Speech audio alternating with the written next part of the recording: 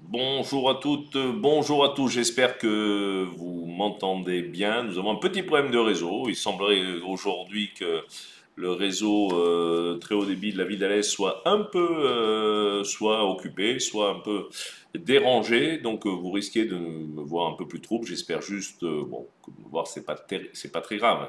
Au moins que vous m'entendiez. Pour ce nouveau Facebook Live saison 2 épisode 2. Et donc, de retour dans mon bureau. Après le mois dernier, nous étions, je vous le rappelle, en quasi-direct de Paris, du Salon international de l'agriculture, où je m'étais rendu afin de rencontrer un certain nombre d'acteurs de ces filières. Je vais bien sûr y revenir. Ce passage au Salon de l'agriculture a été l'occasion de rencontrer beaucoup de monde pour moi-même, pour le territoire. Le Premier ministre, le ministre de l'Agriculture et un certain nombre d'acteurs des filières, bien sûr beaucoup d'élus du Gard, de la région Occitanie, la présidente de la région Occitanie, et de pouvoir parler des problématiques qui sont les nôtres au niveau agriculture, au niveau de nos paysans. Et principalement, l'un des sujets que j'ai abordé avec tous mes interlocuteurs était bien sûr l'avenir de l'abattoir d'Alès. Vous le savez peut-être, je pense, puisque beaucoup en parlent depuis un certain nombre d'années, et en tout cas un certain nombre de mois, l'abattoir d'Alès est une nouvelle fois en grand danger.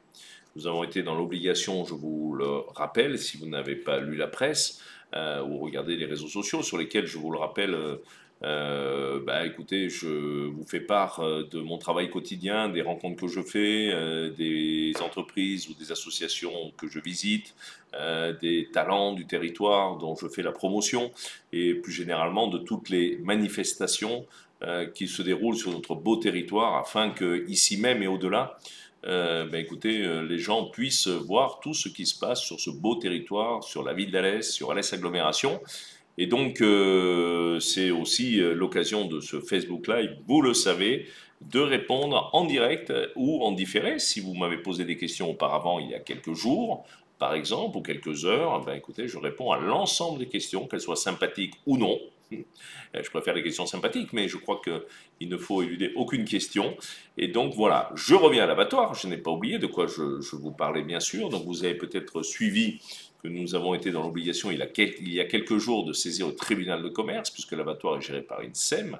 Une SEM, c'est de l'économie mixte, dans laquelle le public, donc la ville d'Alès, Alès Agglomération, le pays Cévennes, sont majoritaires en part, mais qui fonctionnent comme l'économie privée, c'est-à-dire avec une, des obligations réglementaires, comptables, d'équilibre des comptes. Et je vous le rappelle que nous sommes passés de la régie qui gérait l'abattoir auparavant, depuis plus de 30 ou 40 ans, ici sur la ville d'Alès, que nous avons soutenu avec des millions d'euros depuis de nombreuses années pour soutenir cet équipement, à une SEM sur demande de la Cour des comptes suite aux nombreux déficits qui nous contraignaient à apporter des subventions, ce que nous n'avions pas le droit de faire, et donc il a fallu se transformer en SEMAC. Pour autant, la SEM est un outil public, public-privé, dans lequel 49% des parts sont détenues par les éleveurs, par les bouchers, par tous les acteurs de cette filière. Et donc c'est ensemble, public et privé, qui gérons cet abattoir depuis maintenant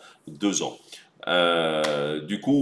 Vu la baisse des tonnages au 31 décembre 2023, à la fin de l'année dernière, puisque nous sommes passés de 4000 tonnes, ce qui est suffisant pour faire vivre l'abattoir, à 2900 tonnes, ce qui est insuffisant pour vivre l'abattoir, pour faire vivre l'abattoir.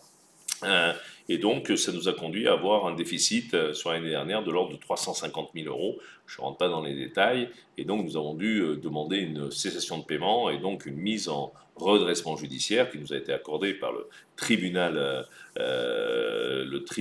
de commerce de Nîmes, et donc avec la nomination d'un administrateur qui va nous aider justement à regarder un peu là où on peut faire des efforts. Je dis et je redis sur ce dossier-là, et c'est de ça que j'ai parlé avec le ministre de l'Agriculture, avec les acteurs de la filière. J'ai eu l'occasion de le dire fort et clair à l'occasion d'une rencontre avec les éleveurs dans le cadre du match des agriculteurs à Nîmes il y a quelques jours. Nous avons besoin de sauver cet abattoir, c'est une volonté forte que nous avons, mais pour sauver cet abattoir, ce n'est pas tant d'argent que nous avons besoin, bien sûr que si on a de l'argent c'est mieux, mais nous avons surtout besoin de tonnage. Parce que cet abattoir, je le dis, je le redis, et notamment au fameux Yaka Faucon, vous savez, dans ce genre de cas, il y a des gens qui savent mieux que tout le monde, qui ont la solution, qui savent la vérité des choses. C'est très transparent, c'est la gestion publique, donc la vérité est très clairement établie aujourd'hui. Et donc, il faut aujourd'hui tout simplement du tonnage parce que cet abattoir a été dimensionné il y a près de 60 ans, hein, et cet abattoir a été construit en 1962. Alors bien sûr, il a été réhabilité, et nous l'avons réhabilité au début des années 2000 également, mais il a été dimensionné à l'époque pour 5000 tonnes par an. 5000 tonnes par an. Et de fait, il y avait 3 chaînes dans cet abattoir, pour rentrer un peu dans les détails, 3 chaînes, une pour les bovins, une pour les ovins, une pour les caprins, donc qui peuvent venir se faire découper dans cet abattoir. Et donc le fait d'avoir ces 3 chaînes, ça nous oblige à avoir 18 postes de travail présents pour faire fonctionner ces chaînes. C'est la réglementation, c'est la norme, nous sommes surveillés, et heureusement d'ailleurs, par les services vétérinaires de l'État, et donc nous avons ces normes-là. À partir de ce moment-là, pour faire vivre l'abattoir, pour payer l'électricité, qui gère par exemple les chambres froides, pour payer le personnel qui doit faire toutes les opérations sur ces bêtes-là, il nous faut au minimum un tonnage de 3500 tonnes, au prix aujourd'hui que nous pratiquons. Et ces prix, nous ne pouvons pas les augmenter, parce que si nous augmentons ces prix, qui est une des solutions, tout simplement, ça veut dire que les éleveurs n'auraient plus les moyens de venir faire abattre leurs bêtes à l'abattoir d'Alès. Et ça aussi, il faut le comprendre. J'ai soutenu les agriculteurs dans leur combat pour être payés à leur juste prix, et je le redis haut et fort, il faut que notre pays comprenne que nous avons besoin d'une agriculture de paysans qui vivent de leur travail, ils ne veulent pas vivre des subventions. À partir de ce moment-là, nous ne pouvons pas nous-mêmes, avec Max Roustan, augmenter trop fortement les prix, parce que sinon, on va prendre sur la marge des agriculteurs et des éleveurs, et à partir de ce moment-là, ils vont être encore plus en déficit, et ça, nous nous y refusons. Donc la seule solution, c'est d'apporter suffisamment de tonnage de viande pour pouvoir équilibrer le fonctionnement de cet abattoir. Nous n'avons plus vraiment les cartes en main, puisque maintenant, c'est l'administrateur judiciaire qui va regarder au quotidien ce qui se passe, et si malheureusement nous n'arrivons pas à équilibrer rapidement ces comptes de l'abattoir, le tribunal de commerce pourrait prononcer sa liquidation. Ce serait une catastrophe. Et je veux bien rassurer toutes celles et ceux qui m'écoutent, et bien au-delà, pour dire que nous avons une volonté forte de sauver cet abattoir, alors pas uniquement, mais bien sûr aussi pour les 25 emplois directs, mais pour tous les emplois indirects, et surtout pour protéger nos éleveurs et pour protéger nos paysages. Nous savons bien qu'un territoire où les paysans, les agriculteurs disparaissent, ce sont des territoires qui sont abandonnés, qui ne sont plus aménagés, et notre territoire a bien besoin de ces agriculteurs qui l'aménagent. Je rappelle que nous sommes aussi patrimoine mondial de l'humanité par l'UNESCO, les Cévennes, pour notre agropastoralisme, c'est-à-dire c'est tous ces éleveurs aujourd'hui, et ces éleveurs ont besoin d'un abattoir de proximité. Si demain cet abattoir devait fermer, il y aurait beaucoup de dégâts, et le dégât, in fine, serait sur le consommateur, les consommateurs que nous sommes. Je rappelle qu'à l'abattoir d'Alès, les 3000 tonnes abattues l'an dernier, qui correspondent à peine au cinquième de la consommation de la viande dans un département comme le Gard, cet abattoir abat des animaux qui sont élevés à moins de 150 km autour d'Alès, donc avec des conditions sanitaires françaises exceptionnelles, élevées, et donc à partir de ce moment-là, ça veut dire que la viande qui est produite est une viande de très grande qualité. Et vous le savez, nous avons tous envie de manger bien, de manger mieux, parce que bien manger, c'est aussi protéger sa santé. Et lorsque ces abattoirs de proximité, comme ceux d'Alès et bien d'autres en France, car tous sont en danger aujourd'hui, il faut l'entendre, et si ces abattoirs devaient fermer demain, nous aurions le choix entre des grands abattoirs industriels, de grands groupes dont je ne citerai pas les noms, mais que nous connaissons bien, ou alors de la viande, et là c'est pire encore, de la viande importée d'ailleurs, de l'hémisphère sud par exemple, qui viendrait dans des conditions sanitaires que nous ne connaissons pas, qui viendraient en bateau réfrigéré et alimenter nos étals, nos supermarchés, nos boucheries. Et ça, nous nous y refusons. C'est le sens du plan alimentaire de territoire que nous avons voté sur l'agglomération d'Alès, travailler en proximité aujourd'hui pour produire des produits de qualité qui nous permettent de mieux manger. Alors c'est vrai que vous allez me dire, je sais ce que vous allez me dire derrière vos écrans, que quelque part, tout ça, les viandes et les produits français en filière courte coûtent parfois un peu plus cher. Mais n'est-ce pas le prix de la sécurité alimentaire, de payer un peu plus cher au kilo? Il y a une solution, hein, tout simplement, c'est qu'on peut diminuer un peu tous et toutes nos consommations de viande, et du coup, ça ne nous coûtera pas plus cher dans ces temps contraints hein, en matière de pouvoir d'achat. J'ai bien conscience que tout le monde ne peut pas mettre beaucoup d'argent, notamment dans les produits alimentaires, notamment dans la viande, mais on pourrait, tous et tous aussi, pour soutenir cet abattoir, s'assurer que la viande qu'on achète provient en tout cas de filières courtes, d'élevage, on va dire, provenant de l'Occitanie ou des départements voisins, abattus à l'est de préférence, bien sûr, et donc peut-être manger un petit peu moins de viande, au lieu de prendre un steak de 120 grammes, 150 grammes, ben, on va prendre un steak de 100 grammes. C'est pas mauvais pour la santé et ça protège également notre environnement, mais ça protège aussi cet abattoir. Voilà, je veux dire, je veux vous dire ce soir que la solution est entre les mains des acteurs de la filière. Nous avons avec nous beaucoup d'éleveurs qui nous supplient de garder cet abattoir. Et nous sommes d'accord avec eux, et je le redis haut et fort, Max Roustan et moi, et les élus de l'agglomération, les élus de la ville d'Alès et du Pays Cévennes, nous avons la volonté forte de sauver cet abattoir. Ça fait 30 ans que nous le faisons sur l'abattoir d'Alès, il ne faut pas surtout en douter, je ne le dis pas. Après, j'entends aussi certains que j'appelle les yaka faucons, vous savez, ceux qui ont jamais vraiment, pour certains d'entre eux, au moins rien fait de leur 10 doigts ou pas que de grandes réussites et qui nous expliquent que nous souhaiterions, nous aurions la volonté cachée de fermer cet abattoir pour faire une opération immobilière. J'ai envie de dire n'importe quoi. Et si vraiment c'était pas tellement gros, ça prêterait soit à sourire, soit à aller devant les tribunaux pour porter plainte. L'abattoir d'Alès, s'il devait malheureusement fermer, je vous garantis une chose, mesdames, messieurs, que vu sa situation, vu le PLU, vu les zones, ça s'appelle ex-aequo et l'inondabilité, il ne se fera pas de la spéculation foncière sur ce lieu si ce lieu devait fermer. Bien au contraire, dépolluer un abattoir, ça coûte excessivement cher, et là aussi, ça coûterait très cher à la ville d'Alès et aux contribuables de devoir fermer cet abattoir. Donc arrêtons, arrêtons. Il y a vraiment des sujets sur lesquels, et je le dis souvent, et je crois d'ailleurs que beaucoup me reconnaissent au moins cette qualité, où nous devons nous unir les uns les autres, ne pas faire de la politique politicienne qui n'a vraiment aucun sens sur ce dossier comme dans beaucoup d'autres, pour défendre l'intérêt général. Et l'intérêt général, aujourd'hui, c'est de sauver cet abattoir. Et je peux vous dire qu'au-delà bien des entre guillemets, clivages politiques, lorsque ce sont des clivages, nous sommes toutes et tous unis, la présidente de la région, la présidente du département, la présidente de la chambre d'agriculture, l'unanimité des élus de l'agglomération, quelle que soit leur philosophie politique, sont unis dans ce même objectif. Alors j'appelle celles et ceux, rares, certes, mais m'énerve un petit peu quand même, qui essaient de profiter de tous les sujets pour vouloir faire de la politique politicienne, leur dire peut-être d'évoluer, de changer. J'ai eu l'occasion de leur dire, et j'ai eu l'occasion de leur dire, et je leur redirai en face à face, je crois que le sujet vaut beaucoup mieux que cela, et en tout cas, vaut pas les petites chicailleries politiciennes. On parle de l'avenir d'une partie du territoire et de l'avenir de l'agriculture et de l'élevage. C'est de ça qu'il faut parler. Et donc nous sommes tous unis, et je crois d'ailleurs que d'après ce que vous me dites dans la rue, d'après ce que me disent la plupart, voire la totalité des élus, je crois que tout le monde a bien compris l'intérêt et notre volonté forte de sauver cet abattoir. Après, une fois que nous aurons sauvé et conforté cet abattoir, il y aura une réflexion pour aller vers peut-être un nouvel outil.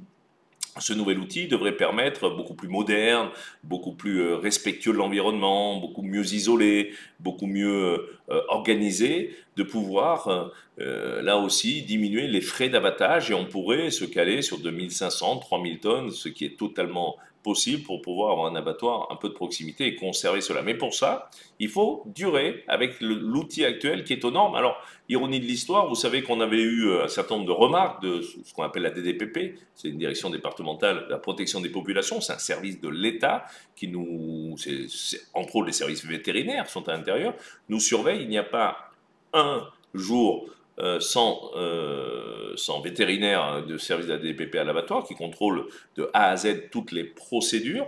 Et donc, nous n'avons eu, sur le dernier rapport, aucune remarque. C'est quasiment la première fois en 10 ans. Donc, cet abattoir sanitairement est nickel chrome. grâce aux travaux que nous avons faits, grâce à la volonté d'avoir remis aux normes un certain nombre de ces problématiques. Et donc cet abattoir va bien, sanitairement, et donc économiquement, c'est là où il souffre. Et donc je ne pose pas la question, mais même nous ne pourrions pas réglementairement, mais il ne s'agit pas de mettre de l'argent public à l'intérieur, il s'agit de le faire vivre comme un outil économique équilibré. L'avantage, c'est on ne cherche pas des bénéfices dans une société d'économie mixte. On cherche juste de quoi faire vivre. On ne distribue pas de dividendes, contrairement à une société totalement privée, à des actionnaires. On a juste besoin de quoi faire vivre cet abattoir. Voilà ce que je voulais vous dire sur ce sujet qui nous motive, Max Roustan et moi-même, et d'autres élus avec nous. On en parle bien sûr au préfet, on en parle au ministre. Je vais aller dans quelques jours voir Dominique Faure, déjeuner avec elle, la ministre des collectivités locales, avec qui je me suis déjà entretenu de ce sujet. Tout le monde est bien conscient, ici comme à Paris, que ce genre d'outil est nécessaire à l'aménagement du territoire. Et bien au-delà d'Alès, en parlant de l'abattoir d'Alès, je parle aussi de tous les abattoirs de proximité de France qui font vivre l'élevage et l'agriculture. Je ne parle pas juste de notre seul abattoir, je me bats pour tous les territoires. Vous savez que c'est un de mes combats, je disais tout à l'heure en conseil de surveillance de l'hôpital sur la santé, je me bats pour que les territoires à taille humaine soient enfin respectés par nos gouvernants et soient respectés à leur juste titre, c'est-à-dire avoir les mêmes moyens que les métropoles, que ce soit dans la santé, que ce soit dans l'éducation et que ce soit aujourd'hui dans l'agriculture. Il faut que nous soyons soutenus. Il n'y a pas que les métropoles dans ce pays, il y a aussi les villes à taille humaine, les territoires à taille humaine. Je rappelle qu'Alès, 44 000 habitants, est loin d'être une petite ville, c'est une ville moyenne, et l'agglomération, avec 140 000 habitants, est la 29e agglomération de France en termes d'habitants. Donc nous sommes une structure suffisamment importante pour pouvoir peser, avoir une voix qui porte, mais nous sommes une structure qui demandons juste de pouvoir vivre. Et vous le savez sûrement, vous avez entendu les informations ce matin, l'INSEE vient de sortir ses chiffres, qui sont pas bons pour l'économie française, puisque le déficit qui était prévu à 3,9% est en fait à quasiment 5,6%. Hein, donc c'est beaucoup trop élevé. Ça veut dire qu'il y a 15 milliards d'euros qui ont été dépensés alors que ce n'était pas prévu, ou un manque de recettes. Et donc nous allons dans un mur.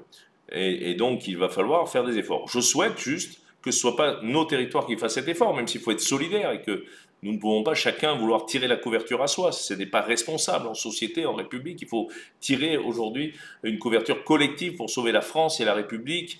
Voilà, mais il va falloir qu'on fasse tous un peu d'effort aussi et comprendre que peut-être il va falloir se retrousser les manches pour s'en sortir. Pour autant, nous ne devons pas, les territoires, les collectivités, être la variable d'ajustement pour que l'État continue à gaspiller dans certains domaines et taper sur les collectivités. C'est un autre de mes combats. Je me bats pour ça au niveau national, dans les associations, dans les divers lieux où j'interviens. Voilà, la vie, elle est chez nous. L'investissement, il est chez nous. Il est sur les territoires, c'est le 3/4 de l'investissement public de France, hein, les collectivités, les mairies, les agglomérations, les régions, les départements. Et donc, il ne faut surtout pas l'oublier, il ne faut pas que nos dirigeants l'oublient, et il ne faut surtout pas que les hauts fonctionnaires, contre lesquels souvent je m'énerve un petit peu, oublient cela dans les décisions qu'ils prennent, parce que c'est de l'avenir de notre pays qu'il s'agit. L'avenir de notre pays et l'agriculture est l'un des sujets sur lesquels nous ne pouvons pas rigoler et nous ne pouvons pas aujourd'hui prendre des demi-mesures.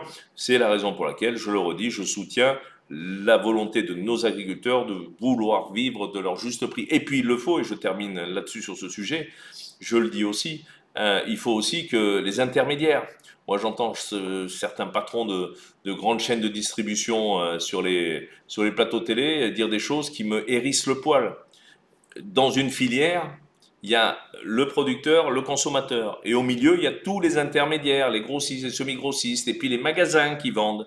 Et dans un système équilibré, on ne peut pas juste avoir le seul qui gagne de l'argent, la grande surface ou le réseau de distribution. Ce n'est pas possible. Le bénéfice doit être réparti entre tout le monde, et principalement sur le producteur. Parce que s'il n'y a plus de producteurs demain, il n'y aura plus de vendeurs. Et ceux qui ne le comprennent pas et qui font des bénéfices à très courte vue, et qui eux gagnent de l'argent, hein, voilà, il n'y a pas de honte à gagner de l'argent, je le dis, mais à un moment, il faut répartir la richesse. Et cette richesse-là, elle doit aller à la fois sur le producteur et puis sur le consommateur à la fin, qui doit pouvoir acheter les produits. C'est ça le grand débat qui doit être tranché en France dans les prochaines années aujourd'hui. C'est la juste répartition à la fois de l'effort et de la richesse sur toutes les... Et pas que pour quelques-uns. Moi, ça me met en colère. Vous savez, c'était un des sens de mon engagement politique il y a près de 40 ans aujourd'hui sur la juste répartition des choses et des valeurs. Vous savez, en tant que gaulliste, la participation, c'est quelque chose qui me tient à cœur. Et la participation, c'est quoi? C'est redistribuer la richesse à égale partie entre tout le monde. Donc celui qui travaille comme celui qui vend, et surtout dans l'intérêt du consommateur. Mais vous voyez, ça m'énerve un peu tout ça, mais je veux vous le redire aussi, il faut qu'on se mobilise aussi pour tout ça. Et c'est à chacun d'entre nous. Et c'est pas de la culpabilisation de tout le monde, ou c'est sûrement pas des leçons que je vous donne. C'est-à-dire que dans notre quotidien, il faut qu'on fasse des efforts. Et moi, le premier, il faut faire des efforts pour consommer local, dans nos commerces de proximité, dans nos boucheries, chez nos éleveurs, à manger des fruits et des légumes de saison. C'est beaucoup mieux. S'assurer qu'ils sont produits ici ou à côté d'ici. Et c'est comme ça qu'on fait vivre une économie. Et c'est comme ça qu'on prépare l'avenir de toute façon. Et vous savez que c'est là où ça nous, où je dis que chacun d'entre nous pouvons participer à ce changement de société que nous appelons tous et tous de nos voeux. C'est fini la société de consommation à outrance, mais c'est en allant sur Internet, sur les sites où on achète des trucs à 2 balles fabriqués en Chine aujourd'hui et qui concurrencent de façon scandaleuse les produits fabriqués en Europe ou en France et qui sont vendus dans nos magasins de proximité, qui du coup n'ont pas les mêmes prix. Voilà, ça me scandalise et c'est une des raisons aussi. Alors, vous allez me dire, je saute du coq à l'âne, mais vous voyez, c'est quelque chose qui me tient à cœur. C'est que quelque part aussi, c'est d'où notre volonté à nous de défendre ce commerce de proximité, ce commerce des centres-villes, à l'est comme ailleurs, et surtout les producteurs locaux. Voilà ce que je voulais vous dire. Alors excusez-moi, ça se vient avec le cœur. Et nos producteurs locaux sont bien, parce qu'avant que j'oublie de vous le dire, au Salon de l'Agriculture, je voulais vous en parler aussi, beaucoup de produits locaux ont été primés, ont eu des médailles d'or, d'argent, des bronzes à Paris au Salon de l'Agriculture. Vous savez, chaque année, il y a des médailles qui sont distribuées. Donc il y a je veux les citer quand même ce soir, il y a le moulin à huile Paradis, qui a eu une médaille d'argent et une médaille d'or. C'est à Martignac, c'est sur l'agglomération. Les terrasses du Paradis, c'est aussi de l'huile d'olive sur l'aglo, une médaille d'or. La brasserie artisanale Méduse qui fait une bière à Méjeanne-les-Alès, donc là aussi médaille d'or. Les vignerons des Capitelles, médaille d'argent, Puech-Berthier, donc là aussi c'est à Castelnau-Valence, des médailles d'or. Les domaines de Lorviel a eu 1, 2, 3, 4, une médaille d'or et 3 médailles d'argent. C'est Adrien Debeau, c'est la cave coopérative Les Clos de Tourette qui a eu une médaille d'or, c'est Crevier-Lascours. Lorviel, c'est à Saint-Jean-de-Serre, tout ça c'est sur l'agglo. La cave coopérative des vignerons de Tornac, des médailles d'or, des médailles d'argent, 4 médailles pour eux, c'est à Tornac bien sûr, vous l'avez compris, c'est aussi sur l'agglo. Et puis la cave des vignerons, des médailles d'argent, des médailles d'or, des médailles de bronze sur 4 de leurs bouteilles, c'est également à Saint-Jean-de-Serre. Et enfin un domaine des Luces, Bourrassol, c'est Bourrassol-Michael, une médaille d'argent, et c'est à Saint-Césaire de Cosignan. Vous voyez que nous avons des pépites, et j'en profite aussi pour donner mes félicitations par ce Facebook à un Alésien de naissance que je soutiens depuis des années et en qui je crois énormément. C'est bien sûr Sébastien Rath avec sa femme Gladys qui viennent d'obtenir le Graal, le premier Graal avec cette fameuse étoile Michelin. Cette fameuse étoile Michelin, première étoile Michelin. Alors il a une étoile Michelin normale et une étoile verte. Donc voilà, ça fait longtemps qu'il l'a mérité, il l'a enfin obtenu à l'auberge du Saint-Hilaire et c'est une locomotive pour la gastronomie locale. Il y fait d'ailleurs une cuisine de proximité avec beaucoup de produits locaux qui sont travaillés chez lui dans son restaurant. Alors vous allez me dire, c'est pas à la portée de toutes les bourses et c'est vrai. Par contre, c'est aussi une table qui, étoilée, va attirer ici des centaines de personnes qui vont venir goûter la cuisine de Sébastien. Et donc, je veux vraiment lui adresser devant vous mes sincères félicitations. Je suis très fier de lui. Je suis très fier d'eux, d'ailleurs, Gladys, son épouse et lui-même, de tout le personnel qui travaille dans ce restaurant, le Saint-Hilaire. C'est des années de travail. Je pense à son grand-père, je pense à sa famille qui doivent être fiers. Mais nous, tous les Alésiens, nous en sommes très fiers et voilà, donc si vous avez la chance déjà d'aimer bien manger et d'avoir les moyens d'y aller, non plus c'est pas des menus 3 étoiles à 500 € par tête, hein, non plus, mais voilà, on peut aller chez Sébastien et Gladys Rath déguster les bons produits. Puisqu'on parle de ça, vous voyez, il y a aussi notre ami meilleur boulanger dans l'émission sur M6, c'est le meilleur boulanger du Gard. qui a été primé. D'ailleurs, je me suis rendu chez lui, c'est Gueule de Pain. Gueule de Pain, vous savez, c'est vers Clavière.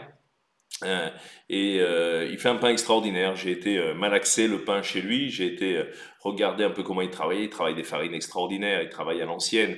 Il travaille avec des méthodes que beaucoup de boulangers ne travaillent plus et qui fait un pain extraordinaire. Et à travers lui, je veux aussi, puisqu'on parle d'agriculture et de nourriture, je veux aussi saluer l'ensemble des artisans boulangers du territoire. Vous savez que nous avons lancé il y a quelques années avec Max Roustan Loupandoc.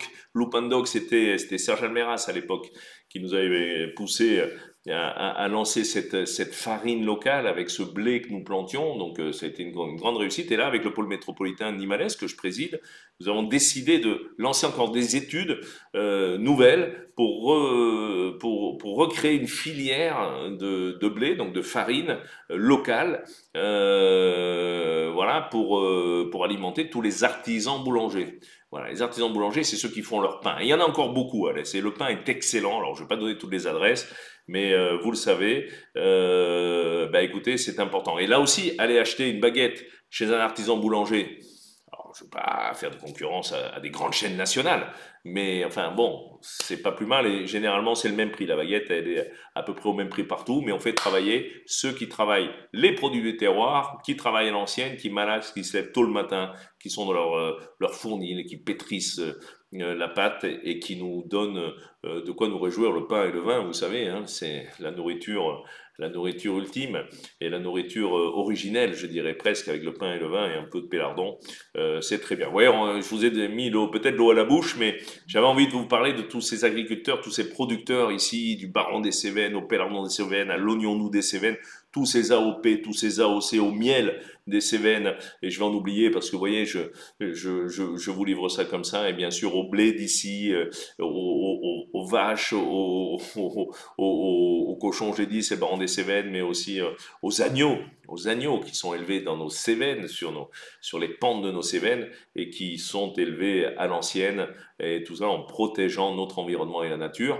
Voilà, donc c'est ensemble que nous allons sauver ce territoire. Vous savez, l'objectif du plan alimentaire de territoire voté à l'unanimité, c'est avant toute chose essayer de mettre en place une certaine autosuffisance alimentaire à proximité. Éviter d'avoir besoin de faire venir du poulet d'Ukraine, et ça c'est pas simple, ou de manger des produits qui vont très très loin. Alors il est 19h28, je regarde l'heure, vous voyez, j'avais envie de vous parler des choses de la table et des choses surtout de nos artisans, de leur savoir-faire, et je veux vraiment tous et toutes les mettre dans une même félicitation et dire que nous sommes fiers d'eux. Alors, les questions qui arrivent partout. Mathieu Vessière, nous avons besoin de l'abattoir pour faire vivre toute une économie, tout comme l'aérodrome de dos. Il y a des concessions à faire pour le bien du territoire et pour faire vivre notre économie. Alors, j'ai parlé de l'abattoir, l'aérodrome de dos, c'est un sujet un peu sensible. Vous connaissez toutes et toutes ma position et je n'ignore pas non plus celle du maire de Dos, qui est tout à fait respectable. Et je comprends aussi les habitants de cette commune qui souhaitent éviter les nuisances. Moi, je dis qu'aujourd'hui, sauver l'aérodrome de Dos de façon raisonnable et raisonnée, et l'ensemble des élus de l'agglomération avec moi, est une nécessité économique du territoire à l'heure où nous parlons d'avions verts, de déplacements de proximité. Moi, j'ai envie que cet aérodrome continue de vivre pour y développer l'avion propre. C'est aussi d'eau une école de formation du pilote, c'est un lieu pour les secours, les hélicoptères, comme demain peut-être des Canadair en cas d'incendie dans nos Cévennes. Voilà. Après, je sais qu'il y a un désaccord avec le maire de Dos, et une fois de plus, c'est légitime, et je ne lui en veux pas de ne pas être sur cette longueur d'onde. Je dis juste à tout le monde qu'il faut se mettre autour des tables, discuter. Et il y a sûrement des modus operandi, comme on dit, qui permettent de rassurer tout le monde et faire en sorte que ça ne nous emmerde pas la vie, cet aérodrome, mais que ça crée de l'économie. Et voir aujourd'hui toutes celles et ceux qui ont besoin de cet aérodrome pour l'économie ou pour d'autres choses, ou pour la sécurité, c'est quand même quelque chose d'important. Mais nous en reparlerons dans d'autres lieux. Sylvie de Marcy, le marché aux fleurs. Ah ben oui, le marché aux fleurs, ben écoutez, je peux vous le dire, alors la date c'est en juin, le 20 avril. de mémoire. Donc oui, place de la mairie, il y aura un marché aux fleurs, vous voyez, comme quand je vous écoute, ça sert aussi à vous écouter. Ben voilà, on vous affiche le premier marché aux fleurs, magnifique, regardez la technique. Samedi 20 avril de 7h à 13h, place de la mairie, Alès en fleurs. C'est le prochain marché aux fleurs, vous voyez Sylvie, je vous ai écouté, et on a réuni tout le monde, et avec Max Roustan, nous avons décidé de faire ce marché aux fleurs. Peut-on en savoir plus sur le calendrier enfin, je pense que c'est Francine. Sur le calendrier des travaux de l'abbaye, très bonne question. Je ne sais pas si vous avez vu le petit reportage que nous avons mis sur nos réseaux sociaux avec Max Roustan. Donc, nous avons annoncé lundi dernier, Max Roustan a donc attribué les marchés de travaux, enfin, je dirais avec 2 mois de retard, hein, on l'assume. Donc, courant avril, les travaux vont recommencer, parce qu'ils ont commencé, hein. Ça a été l'occasion, allez-y sur alès.fr. Ce reportage, comme ça, on a filmé un peu l'état du marché pour montrer qu'on a déjà tout démonté, tout préparé. La première phase est partie et les nouvelles entreprises vont venir. Je vous le redis aussi, c'est beaucoup de travaux qui vont permettre avant tout de renforcer et de refaire une dalle du parking. C'est les études, vous savez, on s'était un peu énervé contre les bureaux d'études qui ont dit que le -2, il fallait le démonter et le refaire. Donc ça va nous coûter 2 millions de plus, mais c'était prévu dans l'enveloppe des travaux que nous avions vu. Et c'est surtout l'objectif, comme ça vous pourrez revenir dès qu'il va rouvrir, le plus tôt possible, en toute sécurité, vous garer dans ce parking, parce que je sais qu'il y a eu un peu de stress, puisque le -2 va être démonté, tout la petite grue là, et on va recouler des dalles en toute sécurité, qui seront voilà. Donc voilà, parking et marché, les travaux recommencent dans quelques jours, et donc nous avons prévu déjà la commission de sécurité au 7 mai 2025, ouais, je me rappelle de cette date, donc on a mis la pression, et on va la mettre la pression sur les entreprises au quotidien pour tenir cette date, faire en sorte que le marché provisoire puisse retourner dans ses murs, dans des murs magnifiques,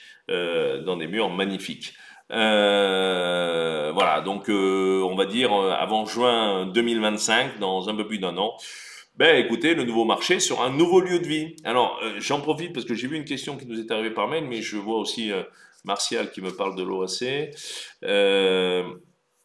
oui, moi aussi je suis inquiet, je reviens vers vous, mais je sais qu'il y avait quelqu'un qui me posait toujours un peu la même question auquel je réponds chaque fois sur le béton que nous mettons basse-place de l'abbaye. Alors là, je vais être très très très très clair aussi, hein.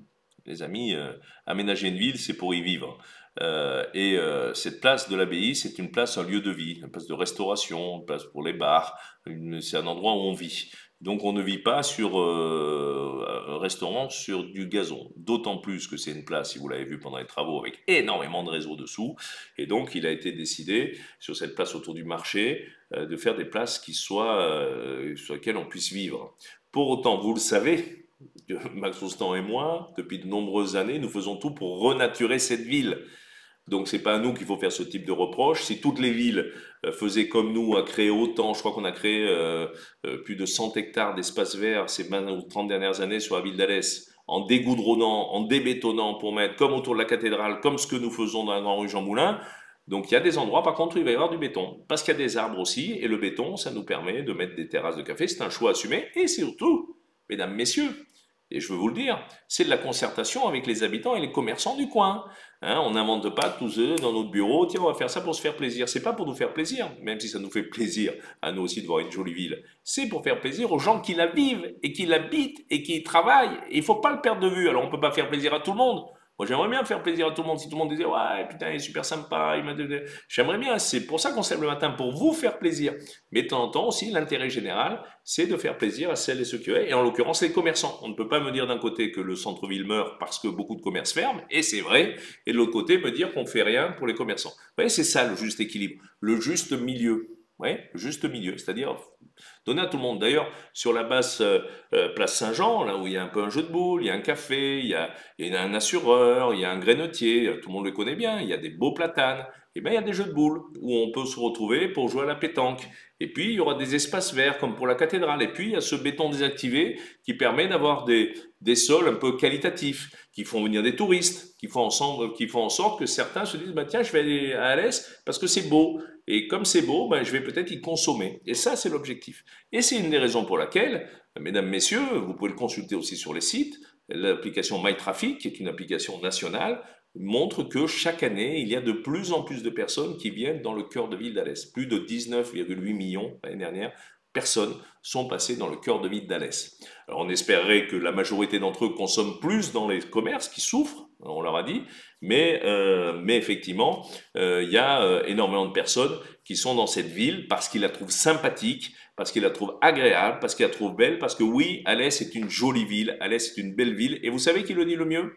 C'est ceux qui n'y vivent pas toujours. Ce sont les touristes qui nous le disent quand ils nous croisent. C'est les touristes qui le disent à l'office de tourisme. C'est les touristes qui le disent sur les sites divers et variés. C'est une réalité. On n'a pas le patrimoine peut-être architectural d'autres villes du Sud, encore que. Regardez tous ces travaux dans les immeubles. Grâce aux subventions que nous donnons, la ville et l'agglomération, grâce à la maison de l'habitat que nous avons créée, que j'ai créée pour aider les propriétaires, les bailleurs occupants, tout ça, à rénover leurs biens. Nous avons de plus en plus de personnes en centre-ville. Et c'est une des raisons pour laquelle, depuis 5 ans, nous avons environ 1000 personnes de plus par an qui viennent habiter à la ville d'Alès, dans la ville d'Alès. 1000 personnes de plus par an, c'est énorme. Nous sommes la deuxième ville après Montpellier avec la plus forte croissance démographique de France. Des villes de plus de 10 000 habitants, bien sûr, de 20 000 habitants en l'occurrence. Donc voilà, donc c'est une réalité. Pourquoi ils viennent? Ils viennent parce qu'ils trouvent une qualité de vie extraordinaire, il y a moins de circulation que dans les métropoles, il y a facilité pour circuler, voire pour se garer, et je le dis aussi. Et donc, il y a aussi des commerces super sympas, des restaurants géniaux, et beaucoup d'animations festives, beaucoup d'animations culturelles qui jalonnent la vie de la ville, et donc au service des concitoyens. Mais ça, je le disais à une personne qui me critiquait, je dis, est-ce que vous allez souvent vous promener ailleurs? Moi, je vous engage à aller faire des tours dans des villes voisines. Vous allez à 100 km. Alors, je ne vais pas en citer parce que je vais avoir des procès ou du moins des critiques. Donc, je citerai. Je vous dis, allez, 120 km autour de vous. Allez voir toutes ces villes. Vous passez une journée dans le cœur de ville. Vous regardez le commerce, vous regardez les prix des stationnements, vous regardez la qualité des espaces publics, vous regardez les animations festives et culturelles. Et après, on compare. Alors, tout n'est pas parfait ici, c'est pas ce qu'on dit. Mais tout est pas plus mal qu'ailleurs, voire mieux qu'ailleurs. Vous savez, il y a un proverbe qui dit quand on se regarde, ben, parfois on se désole, et quand on se compare, on se console. Et ben, je crois que c'est aussi ça. Et c'est le prix du stationnement, puisque j'ai vu que j'avais une question d'une personne que je vais retrouver qui me dit, on entend dire que, a priori, vous supprimerez la gratuité des stationnements. J'oublie pas l'OAC, hein, vous inquiétez pas, mais les questions arrivent dans tous les sens, c'est 37. Là, je suis un peu, comment dire, halluciné, parce que jamais, au grand jamais, ni Max Trontan ni moi n'avons dit que nous remettions en cause quoi que ce soit sur la politique de stationnement que nous avons créée, que nous avons voulu pour répondre à une demande des commerçants. Nous l'avons voulu en 2021, parce qu'avant ce n'était pas le cas, en 2022. Nous avons la ville la moins chère de France pour le stationnement. Je rappelle que c'est très facile de stationner en centre-ville gratuitement. Moins de 2 heures, c'est gratuit dans tous les parkings de structure. Chaque jour qui fait, je dis et je redis, il y a environ en moyenne 200 places de disponibles dans la ville. C'est marqué aux entrées de ville, il y a des panneaux, il reste tant de places dans tel parking. Voilà, que ce soit le Bagardon, qu'il y a des abonnements mensuels à 20 € par mois au Bagardon, qui est pas cher, 1 € par jour, si on vient tous les jours en ville. Vous voyez, tout ça, c'est une gratuité. Et ça, il faut le porter positivement aussi. Je le dis à mes amis les commerçants, je leur ai dit la semaine dernière, si on explique à tout le monde qu'on ne peut pas se garer en ville, les gens vont pas venir. Et c'est pas une réalité. Il suffit de dire la vérité. Et donc là, dans quelques jours, je vais sortir des petits films que j'espère vous partagerez pour expliquer qu'on peut se garer en ville. Si on passe la journée, on va au champ de foire, c'est gratuit toute la journée, même toute la nuit. On prend une navette bleue, elle est gratuite, elle vous mène en centre-ville tous les 10 minutes. Quand vous avez fini, vous reprenez la navette bleue jusqu'à 19 h, elle vous ramène à votre voiture. Vous n'avez pas marché. Marcher, ça fait du bien pour la santé, mais pour ceux qui ne peuvent pas, il y a la navette. Vous avez la navette verte, vous avez la navette orange, les parkings de la place des Martyrs, les parkings de la Maréchale, les parkings demain de l'Abbaye. C'est vrai que celui-là est fermé pour l'instant et on en est les premiers désolés et on sait très bien que ça impacte ce quartier-là. Le parking, voilà, tous les parkings qu'on a rachetés ou qu'on a construits ces 20 dernières années, moins de 2 heures, c'est gratuit. Et en 2 heures, on peut en faire beaucoup. On peut aller acheter. On peut aller acheter. Et puis sur la surface, c'est gratuit en cœur de ville pendant 1 heure. Vous ne payez pas non plus. Voilà. Et après, vous pouvez prendre des abonnements. Donc le parking, c'est gratuit et c'est facile sur la. Alors c'est vrai, on ne trouve pas toujours une place devant le commerce où on veut aller. Et d'ailleurs, je vais même plus loin, dans les états généraux du cœur de ville, tout le monde a demandé de faire des espaces partagés. Qu'est-ce qu'un espace partagé? C'est un espace justement où il n'y a plus de trottoir, plus de barrières et la voiture est l'intrus. Et la priorité est donnée aux piétons, vous savez, c'est la rue d'Avéjean par exemple. Et bien dans ces rues partagées, la priorité est donnée aux piétons. Alors c'est vrai, parfois il y a des voitures qui se garent, on peut s'arrêter 5 minutes pour charger un colis, pour décharger pour ceux qui habitent, mais on n'a pas le droit d'y stationner. Et par contre, c'est la place aux piétons.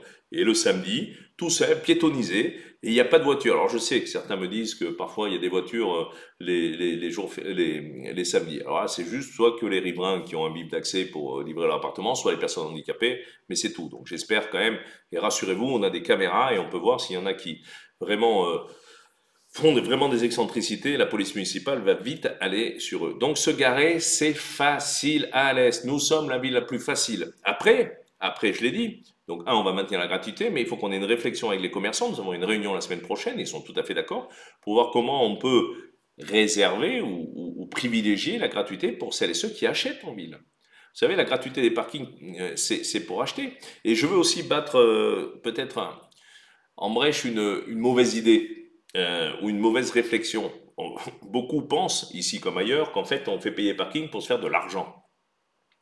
Et on va dire, c'est pas la réalité, loin s'en faut. Quand on regarde le coût des parkings, des stationnements, quand on a un parking de structure d'électricité, l'entretien, le nettoyage, des trucs comme ça, le personnel pour le gérer, et le coût des recettes, c'est-à-dire ce qu'on paye, parfois pas assez souvent, on a un déficit de 700 000 euros par an. 700 000 euros par an. Et c'est ça qui est problématique. Parce que là, la loi va nous dire, ben, vous n'avez pas le droit. Je vous ai parlé de l'abattoir tout à l'heure, ne refaisons pas avec les parkings.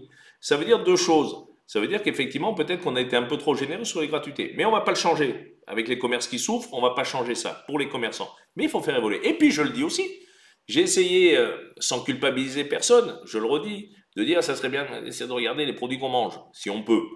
Ben, c'est pareil aussi. Ça serait bien de payer le parking qu'on doit le payer. C'est pas cher. Pour ceux qui doivent le payer, ben, au moins qu'on le paye. Et si chacun paye ce qu'il doit, c'est peu cher, et en plus, ça rapportera peut-être ces 700 000 euros qui nous permettront d'équilibrer ces parkings. Mais je veux dire et redire fortement qu'on ne se fait pas de l'argent avec les parkings. Les parkings, ça coûte de l'argent, en fait. Et je vais dire aux Alésiens, on va vous faire payer des impôts, ce qui est illégal d'ailleurs, pour payer les parkings, alors que 62% des gens qui se gardent dans les parkings n'habitent pas à l'Est et ne payent pas leurs impôts à l'Est. Mais en fait, globalement, vous auriez le droit de me le reprocher également. De dire, mais attends, c'est des gens qui viennent d'autres communes et qui se garent, et nous, on va payer pour eux des stationnements pour qu'ils se gardent dans nos villes. Alors, on a envie qu'ils viennent, hein. Donc, ces gens-là, ils viennent commercer, ils viennent aux festivités, ils viennent au théâtre, ils viennent partout. Donc, on les veut. Mais à un moment, il faut payer le service. Vous savez, le service public, ça a un coût. Il faut que chacun le paye à son juste coût. Voilà ce que je voulais vous dire. Alors, j'ai mélangé quelques sujets, mais c'était à dessein, donc à la fois sur les places, à la fois sur les travaux sur le marché, à la fois sur le stationnement, mais c'est beaucoup de questions. Comme j'ai beaucoup de questions, j'essaie de les résumer. J'ai pris connaissance juste il y a une demi-heure, donc je vous les ai résumés. Les parkings, les stationnements, on maintient, notamment pour ceux qui vont acheter. On travaille à un nouveau système peut-être aujourd'hui, mais il y aura la gratuité, je vous le dis. Il y a les navettes gratuites, c'est 800 000 euros chaque année, les navettes gratuites. Je dis ça, mais je dis rien non plus. Ça veut dire qu'il ne faut pas croire que ça coûte rien. La gratuité, ça coûte rien. Alors j'ai vu aussi que certains me demandent maintenant, comme ça marche super bien, et pourquoi on les étend pas, les navettes? Ben, pour deux raisons. Je vous dis, ça coûte 800 000 euros. On ne peut pas mettre des navettes gratuites dans toute la ville, on n'a pas les moyens. Le budget de transport global, c'est à peu près 17 millions d'euros par an sur l'agglomération et le syndicat mixte des transports du bassin d'Alès que je préside. 17 millions d'euros par an. On vous demande rien aux contribuables. C'est les entreprises qui payent à travers le versement de transport et la région avec qui on est partenaire. Et les usagers payent un ticket. Vous savez combien ça coûte un ticket pour ceux qui ne sont pas gratuits? Sur Alès, 90 centimes, moins de 1 euro le voyage. D'accord? Et puis l'abonnement, alors de mémoire, hein, mais je suis à peu près, on est de l'ordre de 27 ou 28 euros par mois. D'accord? Si on fait un aller-retour par jour sur 20 jours, imaginez, ça coûte 40 centimes. Mais il faut bien qu'on paye un petit peu le service. Mais vous savez que quelque part, vous payez moins de 10% du coût réel du service qu'on vous rend.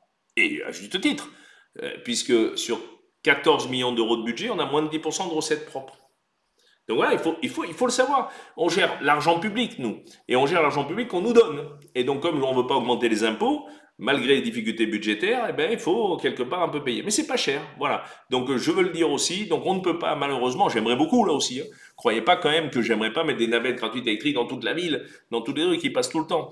On n'en a pas les moyens. On n'est pas une métropole. On n'a pas de métro. On n'a pas de tramway. Et on n'a pas les moyens. Et si je faisais un sondage pour dire est-ce qu'on va augmenter de 10% les impôts pour eux, je suis pas persuadé que tout le monde me suive dans cette aventure-là.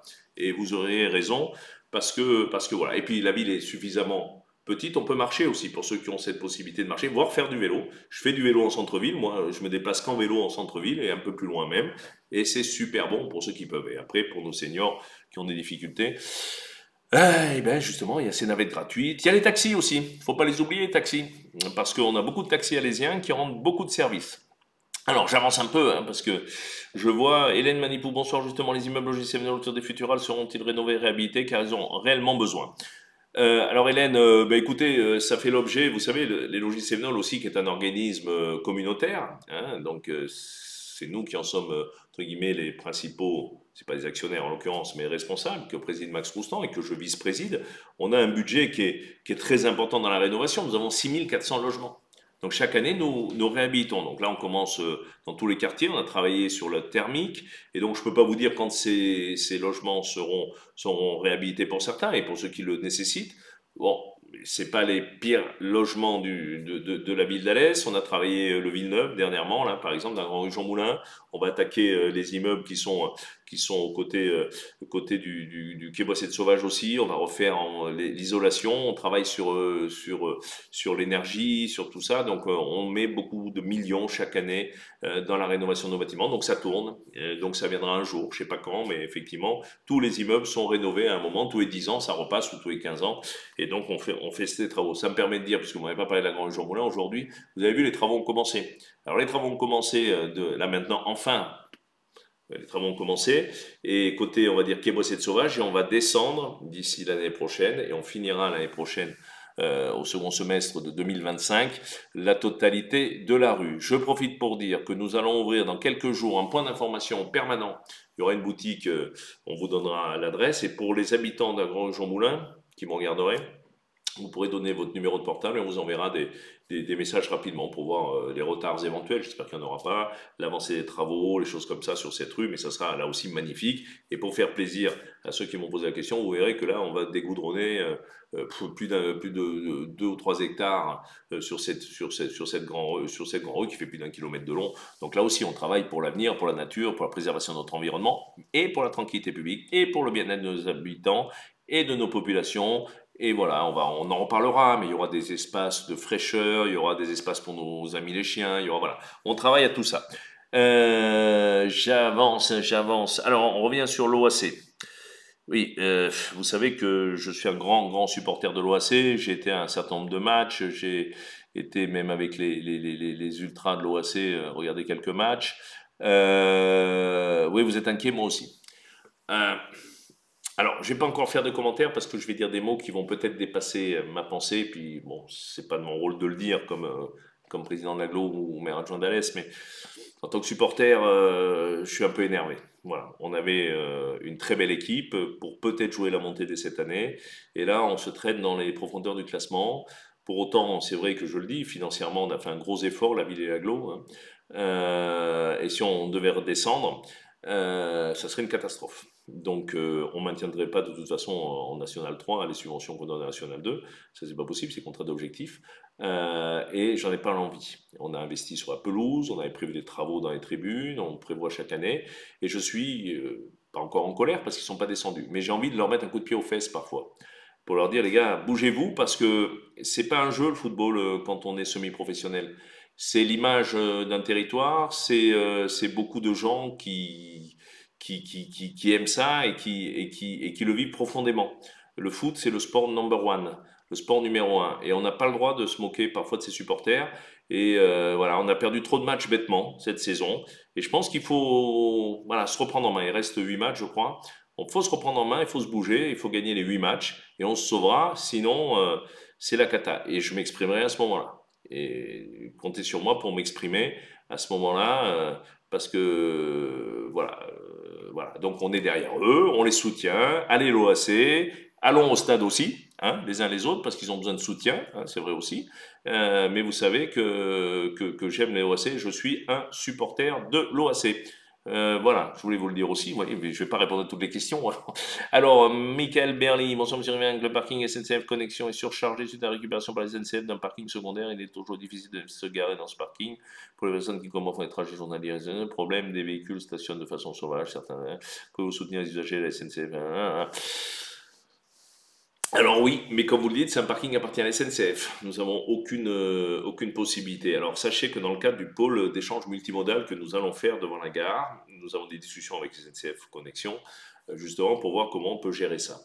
Voilà, avec l'idée, pourquoi pas, de faire un parking sur un étage, comme ça se fait pour garer le double de voitures. Donc c'est des débats qui sont en cours avec SNCF Gare et Connexion, et c'est des projets dans le cadre du pôle. Mais c'est vrai que c'est le BINS, je suis d'accord. Mais là aussi, c'est pour ça que le pôle d'échange multimodal, c'est la façon d'aller en vélo, prendre le train quand on peut. C'est pas possible pour tout le monde. D'aller en bus, prendre le train quand on peut. Et puis quand il y a les trains surtout. Et puis voilà. Donc je rappelle qu'il y a le parking au-dessus aussi de la gare routière. Pour l'instant, il est toujours là, celui-là aussi. Hein. Il n'est pas toujours plein. Hein. On peut s'y garer. Et puis, il faut un peu d'ordre et un peu de bins. Voilà. Donc, mais on regarde ça. Je vous tiendrai au courant. Que va devenir l'hôpital d'Alès? Un service mère de carrément plus de 50 lits fermés actuellement. Alors Rémi, j'ai pas assez dit toute la question. Alors l'hôpital, j'ai présidé cet après-midi le conseil de surveillance, le dernier de l'actuel directeur qui part à la retraite. Un nouveau directeur arrive dans un mois. Faut dire que quand même, ça a été l'occasion de faire un petit bilan et que les chiffres, contrairement à ce qu'on entend, tout ça, sont pas si catastrophiques quand on se compare là aussi. En l'occurrence, sur le nombre de médecins, sur le nombre de lits, de choses comme ça. Là, en ce moment, on a un problème sur le service médecine, médecine 1, avec le départ d'un médecin. On attend un nouveau médecin. En termes de praticiens, on n'a jamais eu autant de médecins sur l'hôpital. On n'a jamais eu autant de patients non plus, parce que les chiffres au mois de décembre et janvier sont en très forte hausse. Voilà. Après, vous savez que les hôpitaux, les centres hospitaliers souffrent. Les CHU beaucoup moins. Et c'est une de mes colères aussi, et que je porte. J'en avais parlé à Aurélien Rousseau, ministre de la Santé à l'époque. Je vais en reparler à Catherine Vautrin. Il faut qu'on soit aidé comme les autres. Voilà, les centres hospitaliers régionaux qu'on appelait avant, comme Alès, qui sont des gros hôpitaux, doivent être aidés. Il n'y a pas que les CHU, les centres hospitaliers universitaires dans la vie, où là on concentre tous les moyens, tous les professeurs de médecine, tout l'argent. Et d'ailleurs, on s'aperçoit que sur la vacance médicale, on est de 3% de vacances médicales dans les CHU à peu près 25 ou 26% dans les CH au niveau national. Nous, on est plus bas, d'accord? Donc il y a un peu moins de vacances, mais il faut un énorme travail de la CME, de la direction de l'hôpital, et on se démerde plutôt bien à Alès. On peut mieux faire, mais on a beaucoup travaillé sur les internes, sur les médecins seniors, sur tout ça. Voilà, on a des chiffres, et là, je vais d'ailleurs saisir la ministre dans les prochains jours. On a aussi réduit le déficit l'année dernière, et donc, voilà quoi, on y travaille. Et c'est aussi, vous savez, la santé, je l'ai dit, les états généraux que j'ai lancés de la santé, c'est la première préoccupation des Français, c'est aussi ma première préoccupation par votre conséquence, comme le développement économique, comme le développement durable, voilà les préoccupations au quotidien, comme le sport, puisque je vois que Laurent Ivaldi revient, l'OAC c'est le fer de lance des semaines, on est d'accord, c'est un fer de lance, hein, il y a d'autres, mais c'est vrai que le foot, ça reste le sport numéro un. On a aussi beaucoup d'autres sports, notamment de l'athlétisme, il ne faut pas les oublier. On a des champions de France et tout ça. Voilà, on a le rugby, on a plein de choses. On a les sports mécaniques, on a pas mal de choses. On a des grands boxeurs. On a plein de champions du monde en boxe. Et d'ailleurs, il y a pas mal de galas en ce moment, vous pouvez y aller. Mais l'OAC, le foot, ça reste le sport numéro un. Je suis d'accord avec vous, c'est mon sport préféré moi-même, avec le tennis. Et d'ailleurs, j'en profite, on réfléchit aujourd'hui sur le paddle à faire peut-être des tours d'exhibition. Là, j'ai une idée en tête, on en reparlera, parce que le sport, c'est la vie. Culture et sport, vous savez que c'est les deux jambes sur lesquelles je souhaite que tous les jeunes Alésiens puissent grandir. Il y a eu la salle d'escalade, j'ai vu qu'il y avait une question. Là aussi, elle est ouverte, enfin, et c'est une des plus belles de la région, là aussi, je le dis sans prétention excessive. On est en train de régler les modalités pour qu'elles puissent être utilisées par tout le monde. C'est pas simple parce qu'il faut des moniteurs diplômés d'État, il y a de la sécurité, tout ça est en train de se caler, ça sera accessible à tout le monde. Il y a le boulodrome, je le dis aussi, j'espère que nos amis boulistes nous regardent, qui va rouvrir pour une partie d'entre lui, pour une partie aujourd'hui après des réhabilitations, là aussi. On nous avait fermé ce boulodrome pour des questions de sécurité. Il a fallu renforcer les charpentes. Enfin, un truc de dingue. Alors que, franchement, je peux vous garantir que là-dessus, avant qu'il s'écroule, ce boulodrome, il aurait fallu des hommes. Et là, on nous a obligés. Donc, à partir de ce moment-là, eh ben, on l'a réhabilité. Et voilà. Voilà, ça arrive de partout. Je suis actuellement juge arbitre de tournoi de tennis. Il y a plus de 2000 pratiquants. Oui, le tennis, ben oui, c'est mon. Alors, moi, c'est le sport que je pratique. Le tennis, parce que le foot, ça fait longtemps que je peux plus le pratiquer. J'ai pratiqué jeune. Et donc, malheureusement, la partie du tennis, je lis, c'est Alexandre Blisson. Ce lieu serait parfait. Pensez-vous qu'il ne serait pas intéressant de pouvoir bénéficier d'un complexe communautaire de 4 à 5 vrais cours couverts? Oula! Oui, c'est une de mes ambitions. Mais il faudra qu'on ait les moyens de le faire. Je vous cache pas que c'est pas la priorité immédiate, mais qu'on réfléchit à voir comment, dans quelques années, on pourrait faire un complexe. Je rappelle qu'à Anduze, avec le TC à Nondus, il y a des cours couverts qui nécessitent un peu de travaux. J'en ai parlé avec son président, par ailleurs, maire de Générargues. Voilà, bon, c'est sûr que j'aimerais beaucoup qu'on ait des cours couverts, ça coûte assez cher, après il faut que les gens le gèrent, mais c'est pas totalement exclu, mais je vous fais pas une promesse là-dessus forte et claire, mais j'aimerais beaucoup. Voilà, l'hôpital c'est fait, le truc, je regarde parce qu'il est 55, nous arrivons presque au bout de l'heure, c'est 19h55 et je veux pas, je peux rester 1 heure et demie avec vous, mais je vais vous lasser et je ne veux pas vous lasser. Donc je regarde aussi les questions que j'avais reçues. Bon, les travaux de la place de la Ville, j'en ai parlé sur le goudron, le traitement des surfaces. Euh, les ronds-points Christian par mail, toujours, oui, le rond-point après entre Hyper-U et la Rocade. Je me suis engagé, Christian, je vous l'ai déjà dit. Le budget seront votés de la ville et de l'agglo dans les prochains jours. Et donc au budget, on a fait inscrire, Matt Roustan et moi, ces travaux-là. Voilà. Bon, pour l'instant, vous savez qu'on ne goudronne pas l'hiver. Hein, il faut qu'il fasse un peu plus chaud. Donc avant l'été, l'idée c'est de pouvoir reprendre. Je m'y suis engagé. Je vous ai pas dit que ça se faisait demain parce que l'hiver on goudronne pas et il nous faut les budgets qui sont votés fin mars, début avril. Donc on l'a fait inscrire au budget et donc voilà, on va reprendre parce qu'effectivement cette route est catastrophique et donc on va le reprendre. Cher Christian, Jean par mail, la vitesse excessive. Ah oui, alors j'ai un certain nombre de questions sur les vitesses. Alors c'est récurrent dans les réunions de quartier où les gens me parlent beaucoup de la vitesse. On a fait beaucoup d'aménagements, ce qu'on appelle des chicanes, des coussins berlinois, des feux qui passent au rouge quand on va trop vite. Mais en fait, il faudrait voir des radars de feu. C'est très très complexe. Alors il y a des axes, sachez-le. Il y a la rue Goubert aussi, je ne l'oublie pas. Je sais, on peut pas tout faire de suite. C'est compliqué les choses. Il faut des études, il faut des autorisations, il faut des budgets. Voilà, faut pas croire qu'on claque dans les doigts. On est en France, je vous le rappelle. Moi, j'aimerais beaucoup ça aussi. Hein. Là, ce soir, je vous dis, ah ok, je fais Goubert, demain j'envoie les camions et tout, ce serait génial, vous serez contente. Voilà, il y a des études. Et d'ailleurs, il y a une question qui m'a été posée, je sais plus par qui me dit, il y a une petite boîte, ça m'y fait penser. Quelqu'un a vu apparaître devant rue Jean-Philippe Rameau, je crois, devant le pôle d'infrastructure, une petite boîte noire qui était posée, voilà, en me demandant c'est quoi, c'est un radar et tout ça. Non, non, rassurez-vous, c'est pas un radar. Alors, on est en train de mettre en place justement, on expérimentait le comptage. Parce que quand on fait des aménagements sur une route, quelle qu'elle soit, qu'on crée des chicanes, des trucs, il faut le comptage. Qui passe, quel type de véhicule, comme poids, comme truc, et quel nombre de véhicules. Donc voilà, on fait ça dans plusieurs. Donc on a acheté ce boîtier, ça nous permet d'avoir des statistiques et savoir comment on peut aménager. On n'aménage pas une rue dans laquelle passent les bus de ville, comme une rue dans laquelle il n'y a que les voitures qui passent. On n'aménage pas une rue où il y a des vélos et des voitures, comme voilà, il faut l'entendre. Par contre, je suis conscient, et avec Max Roustan, c'est un sujet que nous partageons depuis des années, et on sait que c'est une de vos préoccupations, sur la vitesse, et on essaie vraiment, il y a plus de 400 km de rue, donc on le fait, on peut pas tout faire d'un coup. Il y a l'avenue d'Andu, je sais, l'avenue Rameau, il y a beaucoup d'avenues. Aujourd'hui, on a des demandes. À Rochebelle, on nous en demande. Voilà, le coussin berlinois, c'est pas la solution. Quand on y passe, quand on y pense, ben voilà, il y a aussi des deux roues, il y a aussi des bus.